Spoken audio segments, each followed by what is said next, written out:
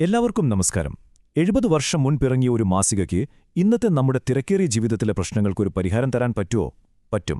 നമ്മളിന്ന് നോക്കാൻ പോകുന്നത് 1954 ഫെബ്രുവരിയിലെ അഖണ്ഡജ്യോതി മാസികയിൽ നിന്ന് യുഗ ഋഷി പണ്ഡിറ്റ് ശ്രീറാം ശർമ്മ ആചാര്യജി പങ്കുവച്ച ചില കാര്യങ്ങളാണ്. പതിറ്റാണ്ടുകൾക്ക് ശേഷവും ഈ വാക്കുകൾക്ക് നമ്മുടെ ജീവിതത്തെ എങ്ങനെ മാറ്റിമറിക്കാൻ കഴിയുമെന്ന് നമുക്ക് നോക്കാം. നമുക്ക് നേരെ വിഷയത്തിലേക്ക് കടക്കാം. നിങ്ങൾ നിങ്ങളുടെ വിധിയുടെ സ്രഷ്ടാവാണ്. ഈ സൃഷ്ടിക്കുള്ള പ്രധാന ഉപകരണം നിങ്ങളുടെ ചിന്തയാണ്. ആലോചിച്ചു നോക്കൂ, ഈ ഒരൊറ്റ വാചകം മതി നമ്മുടെ ഉള്ളിലൊരു വെളിച്ചം കൊണ്ടുവരാൻ, അല്ലേ? ഇതാണ് നമ്മുടെ ഇന്നത്തെ ചർച്ചയുടെ കാതൽ.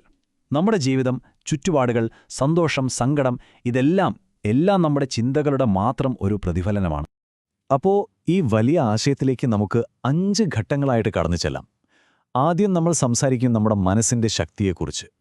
പിന്നെ ആത്മീയത എങ്ങനെ ഒരു സയൻസാകുന്നു എന്ന് നോക്കും. അതിനുശേഷം ഒന്നും പ്രതീക്ഷിക്കാതെ ചെയ്യുന്ന പ്രവൃത്തികളിലെ സന്തോഷത്തെക്കുറിച്ചും ഒരു നല്ല സ്വഭാവം എങ്ങനെ ഉണ്ടാക്കിയെടുക്കാം എന്നതിനെക്കുറിച്ചും സംസാരിക്കും. അവസാനം ഇതെല്ലാം കൂടി നമ്മുടെ ജീവിതത്തിൽ എങ്ങനെ പ്രയോജനപ്പെടുത്താമെന്നും നമ്മൾ കാണും. നമ്മുടെ ആദ്യത്തെ ഭാഗം, നിങ്ങളുടെ മനസ്സിന്റെ ശില്പി. അതായത് നിങ്ങളുടെ ചിന്തകൾ എങ്ങനെയാണ് നിങ്ങളുടെ യാഥാർത്ഥ്യത്തെ രൂപപ്പെടുത്തുന്നത്. ആചാര്യജി ഇതിനെ വിചാരക്രാന്തി അഥവാ ഒരു ചിന്താ വിപ്ലവം എന്നാണ് വിളിക്കുന്നത്. നമ്മുടെ ജീവിതത്തിന്റെ കൺട്രോൾ വേറെ ആരുടെയോ കയ്യിലാണെന്ന ആ തെറ്റിദ്ധാരണ മാറ്റാനുള്ള സമയമായി. നമ്മുടെ ജീവിതത്തിൽ സംഭവിക്കുന്നതൊന്നും വെറുതെ സംഭവിക്കുന്നതല്ല. നമ്മുടെ ഉള്ളിലെ ചിന്തകളുടെ ലോകം, അതാണ് പുറത്തുള്ള നമ്മുടെ അനുഭവങ്ങളുടെ ബ്ലൂ പ്രിന്റ്. വേറൊരു രീതിയിൽ പറഞ്ഞാൽ, പുറത്ത് നമ്മൾ കാണുന്നതെല്ലാം നമ്മുടെ ഉള്ളിൻ്റെ ഒരു കണ്ണാടിയാണ്. നമ്മുടെ വീട്, ജോലി, ബന്ധങ്ങൾ എല്ലാം നമ്മുടെ സ്ഥിരമായ ചിന്താരീതികളുമായി കണക്റ്റഡാണ്. അപ്പോൾ ഈ ചിന്തയുടെ ശക്തി എങ്ങനെയാണ് വർക്ക് ചെയ്യുന്നത്? ചിന്തകൾ വെറും ഐഡിയകൾ മാത്രമല്ല, അവ നമ്മുടെ പ്രവൃത്തികളുടെയും വിധിയുടെയും വിത്തുകളാണ്. നല്ല ചിന്തകളാകുന്ന വിത്തുകൾ നമ്മൾ നട്ടാൽ നമുക്ക് പുരോഗതിയുടെയും സന്തോഷത്തിൻ്റെയും പഴങ്ങൾ കൊയ്യാം. ഇനി മോശം ചിന്തകളാണ് നമ്മൾ നടന്നതെങ്കിലോ, അത് സ്വാഭാവികമായും പ്രതിസന്ധികളെയും ദുഃഖത്തെയും ഇങ്ങോട്ട് ക്ഷണിച്ചു വരുത്തും. നമ്മുടെ മനസ്സ് ഒരു കാന്തം പോലെയാണെന്ന് സങ്കല്പിക്കുക. അതുകൊണ്ട് ജീവിതം മാറ്റണമെന്നുണ്ടെങ്കിൽ അതിൻ്റെ ആദ്യത്തെ സ്റ്റെപ്പ് എന്ന് പറയുന്നത് നമ്മുടെ ചിന്തകളെ മാറ്റുക എന്നതാണ്. ഇതാണ് ഏറ്റവും പ്രധാനപ്പെട്ട കാര്യം. ശരി, ചിന്തകളെ മാറ്റിമറിക്കുന്നതിനെക്കുറിച്ച് നമ്മൾ സംസാരിച്ചു. ഇനി അടുത്ത ഘട്ടത്തിലേക്ക് പോകാം. ആത്മീയത ഒരു ശാസ്ത്രം. ഇത് കേൾക്കുമ്പോൾ വെറുമൊരു വിശ്വാസമോ അല്ലെങ്കിൽ കുറേ അന്ധമായ ആചാരങ്ങളോ ആണെന്ന് കരുതരുത്. അല്ല, മറിച്ച് നമ്മുടെ ഉള്ളിനെ മെച്ചപ്പെടുത്താനും നമ്മളെ തന്നെ മാറ്റിയെടുക്കാനുമുള്ള ഒരു സിസ്റ്റമാറ്റിക് സയന്റിഫിക് പ്രോസസ്സാണെന്നത് ആചാര്യജി നമ്മളെ ഓർമ്മിപ്പിക്കുന്നു. അപ്പോൾ എന്താണ് ശരിക്കും ഈ അധ്യാത്മം എന്ന് പറഞ്ഞാൽ? അത് നമ്മുടെ ബോധത്തെ ഉയർത്താനുള്ള ആത്മനിയന്ത്രണത്തിൻ്റെയും ആത്മപരിഷ്കരണത്തിൻ്റെയും ആത്മസാക്ഷാത്കാരത്തിൻ്റെയും ഒരു ശാസ്ത്രമാണ്. ഇത് ഏതെങ്കിലും ഒരു മതത്തിൻ്റെ ചട്ടക്കൂടിലൊതുങ്ങുന്നില്ല. മറിച്ച് നമ്മൾ ആരായിത്തീരാൻ ആഗ്രഹിക്കുന്നുവോ ആ വ്യക്തിയായി നമ്മുടെ തന്നെ മെച്ചപ്പെടുത്താനുള്ള ഒരു പ്രാക്ടിക്കൽ മെത്തേഡാണ്. ഈ കാണുന്ന 2 വശങ്ങളും 2 തരം ജീവിതരീതികളെയാണ് കാണിക്കുന്നത്. ഇടതുവശത്ത് ആത്മീയപാത. അതെപ്പോഴും ഉള്ളിലെ സമ്പത്തും ഒരിക്കലും ഇളക്കം തട്ടാത്ത സമാധാനവുമാണ് തേടുന്നത്. അവിടെ വിജയം അളക്കുന്നത് സ്വഭാവഗുണം കൊണ്ടാണ്. ഇനി വലതുവശത്ത് നോക്കൂ, ഭൗതികവാദം. അത് പുറമേയുള്ള വസ്തുക്കളെയും കുറച്ചുനേരം മാത്രം നിൽക്കുന്ന സുഖങ്ങളെയും തേടുന്നു. ഇവിടെ വിജയം അളക്കുന്നത് കയ്യിലുള്ള കാശുകൊണ്ടാണ്. ഒന്ന് നമ്മളെ ഒരു ലക്ഷ്യബോധത്തിലേക്കും സംതൃപ്തിയിലേക്കും നയിക്കുമ്പോൾ മറ്റൊന്ന് പലപ്പോഴും നമ്മളെ ശൂന്യതയിലേക്കും ടെൻഷനിലേക്കുമായിരിക്കും കൊണ്ടുപോകുക. അങ്ങനെയാണെങ്കിൽ ഈ ആത്മീയശാസ്ത്രം പരീക്ഷിക്കാനുള്ള ലബോറട്ടറി എവിടെയാണ്? അതാണ് നമ്മുടെ അടുത്ത വിഷയം, നിസ്വാർത്ഥമായ പ്രവർത്തനത്തിലെ ആനന്ദം. ഇതിനെയാണ് നിഷ്കാമകർമ്മം എന്ന് പറയുന്നത്. അതായത് ഫലമിച്ഛിക്കാതെ സ്നേഹത്തോടെയും ഒരു സേവന മനോഭാവത്തോടെയും ചെയ്യുന്ന പ്രവൃത്തികൾ. യഥാർത്ഥ സ്വാതന്ത്ര്യം എന്ന് പറയുന്നത് എന്തെങ്കിലും നേടുന്നതിലല്ല, മറിച്ച് യാതൊരു പ്രതിഫലവും പ്രതീക്ഷിക്കാതെ കൊടുക്കുന്നതിലാണ്. നമ്മുടെ ഞാൻ എന്ന ഭാവം, അതായത് നമ്മുടെ ഈഗോയുടെ ആവശ്യങ്ങളിൽ നിന്ന് നമ്മളെ ഫ്രീ ആക്കാനുള്ളൊരു വഴി കൂടിയാണത്.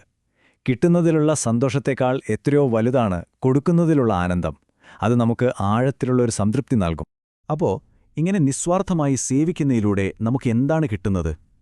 ഒന്നാമതായി, ഇത് നമ്മുടെ ഹൃദയത്തെയും മനസ്സിനെയും ക്ലീനാക്കും. നമ്മുടെ അഹംഭാവത്തിന്റെ പിടിയായും. നമ്മളെല്ലാവരും ഒന്നാണ്, പരസ്പരം ബന്ധപ്പെട്ടിരിക്കുന്നു എന്ന വലിയ സത്യം നമുക്ക് മനസ്സിലാകും. എല്ലാത്തിനും മുകളിൽ ആഴത്തിലുള്ളതും ഒരിക്കലും നമ്മളെ വിട്ടുപോകാത്തതുമായ സന്തോഷത്തിന്റെ ഒരു ഉറവിടം നമുക്ക് മുന്നിൽ തുറന്നുകിട്ടും. അപ്പോൾ ഞാനൊരു ചെറിയ ചോദ്യം ചോദിക്കട്ടെ. നിങ്ങളുടെ ജീവിതത്തിൽ ഒരു നിസ്വാർത്ഥ സേവന പ്രവർത്തനം എവിടെ നിന്ന് തുടങ്ങാൻ പറ്റും? അത് വലിയ കാര്യങ്ങളൊന്നും ആകണമെന്നില്ല. ഒരു പക്ഷേ അത് മറ്റൊരാൾക്ക് കൊടുക്കുന്നൊരു പുഞ്ചിരിയിലാകാം, ഒരു നല്ല വാക്കിലാകാം, അല്ലെങ്കിൽ ഒരാളെ കേൾക്കാൻ കുറച്ചു സമയം മാറ്റിവെക്കുന്നതിലാകാം. ഒന്ന് ആലോചിച്ചു നോക്കൂ, ഈ വലിയ ആശയത്തെ എങ്ങനെ ഒരു കുഞ്ഞു പ്രവൃത്തിയിലേക്ക് മാറ്റാമെന്ന്. ഈ പരിശീലനങ്ങളുടെ എല്ലാം അവസാനം എന്തു സംഭവിക്കും? അതാണ് നമ്മുടെ അടുത്ത ഭാഗം, ഒരു ഉത്തമ സ്വഭാവം രൂപപ്പെടുത്തൽ. ഒരു മനുഷ്യന്റെ യഥാർത്ഥ അളവുകോൽ അവരുടെ പണമോ പദവിയോ ഒന്നുമല്ല, മറിച്ച് അവരുടെ സ്വഭാവമാണ്. ആചാര്യജിയുടെ വാക്കുകൾ തന്നെ കടമെടുക്കാം.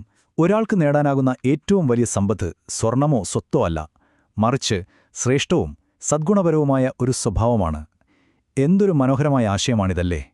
ജീവിതത്തിലെ ഏതു പ്രതിസന്ധിയിലും നമ്മുടെ കൂടെ നിൽക്കുന്ന, ഒരിക്കലും നഷ്ടപ്പെടാത്ത യഥാർത്ഥ സ്വത്തെന്ന് പറയുന്നത് ഇതുതന്നെയാണ്. അപ്പോ ഇങ്ങനെയൊരു ഉത്തമ സ്വഭാവം എങ്ങനെ വാർത്തെടുക്കാം? അതിന് 3 പ്രാക്ടിക്കൽ വഴികളുണ്ട്.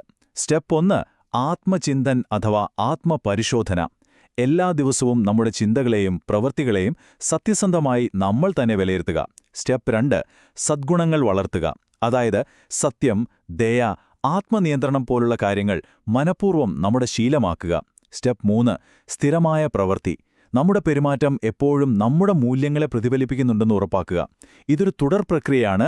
പതിയെ പതിയെ നമ്മൾ മാറും. അപ്പോൾ ഇത്രയും നേരം നമ്മൾ സംസാരിച്ച കാര്യങ്ങളൊക്കെ എങ്ങനെ നമ്മുടെ ഇന്നത്തെ ജീവിതത്തിൽ ഒരുമിച്ച് കൊണ്ടുവരാം? അതാണ് നമ്മുടെ അവസാന ഭാഗം. ഈ കാലാതീതമായ ജ്ഞാനം എങ്ങനെ പ്രയോഗിക്കാം? ഇത് നമ്മുടെ ജീവിതത്തെ മാറ്റിമറിക്കാനുള്ള ഒരു വഴികാട്ടിയാണ്.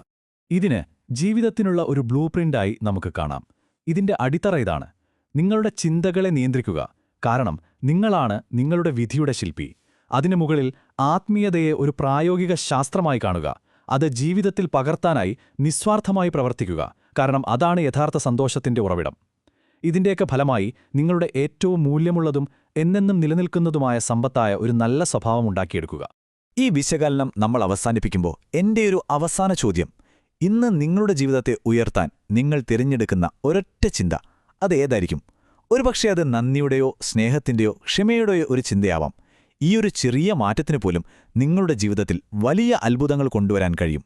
ചിന്തിക്കുക, പ്രവർത്തിക്കുക. അടുത്ത തവണ കാണുന്നതുവരെ നമസ്കാരം.